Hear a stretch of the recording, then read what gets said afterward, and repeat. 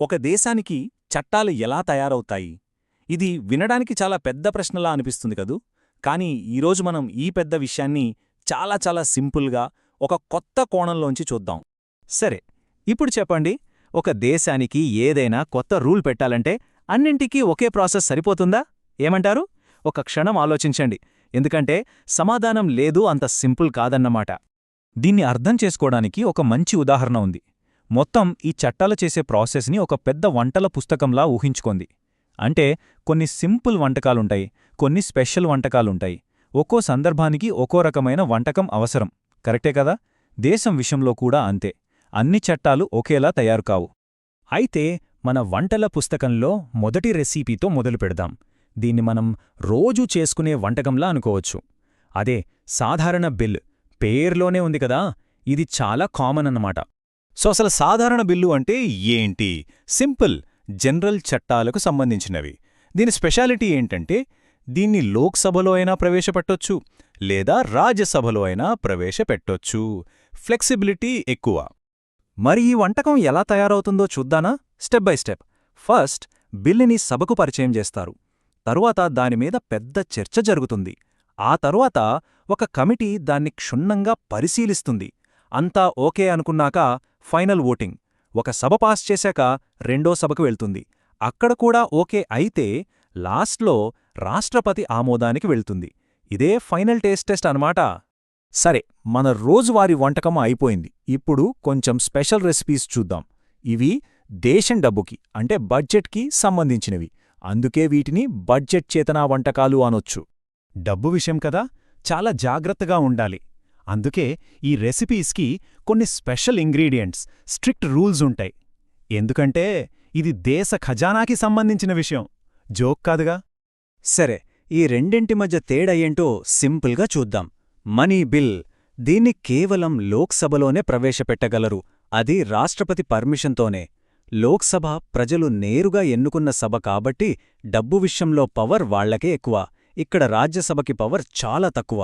అదే financial bill అయితే దీనిక్కూడా రాష్ట్రపతి పర్మిషన్ కావాలి, కానీ దీన్ని మాత్రం రెండు సభలు ఖచ్చితంగా ఆమోదించాలి.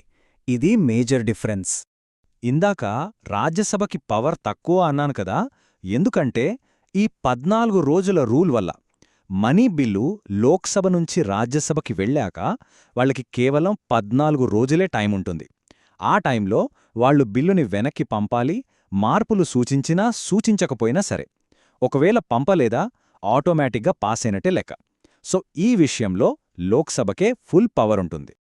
ఓకే, ఇప్పటిదాకా మనం వంటల పుస్తకంలో ఉన్న రెసిపీస్ గురించి మాట్లాడాం. కానీ ఇప్పుడు మనం చూడబోయేది ఒక కొత్త వంటకం గురించి కాదు, ఏకంగా ఆ వంటల పుస్తకాన్నే, అంటే మన రూల్ బుక్నే మార్చేయడం గురించి. అదే రాజ్యాంగ సవరణ బిల్లు. ఇది మామూలు విషయం కాదు, ఏదో కొత్త డిష్ చేయడం కాదు, అసలు రెసిపీ బుక్నే మార్చేయడం లాంటిది. అంటే మన దేశానికి ఫౌండేషన్ అయినా రాజ్యాంగాన్నే మార్చే ప్రాసెస్ అనమాట. అందుకే ఇది చాలా కష్టం, చాలా చాలా ముఖ్యం. మరి ఇంత పెద్ద పనికి కావలసిన స్పెషల్ ఇంగ్రీడియంట్ ఏంటి? అదే స్పెషల్ మెజారిటీ. ఈ చార్ట్లో చూడండి. దీనర్థం సింపుల్. సభలో ఓటింగ్కి హాజరైన వాళ్లల్లో 3/2 మంది, అంటే దాదాపు 67% మంది ఎస్ అని ఓటు వెయ్యాలి.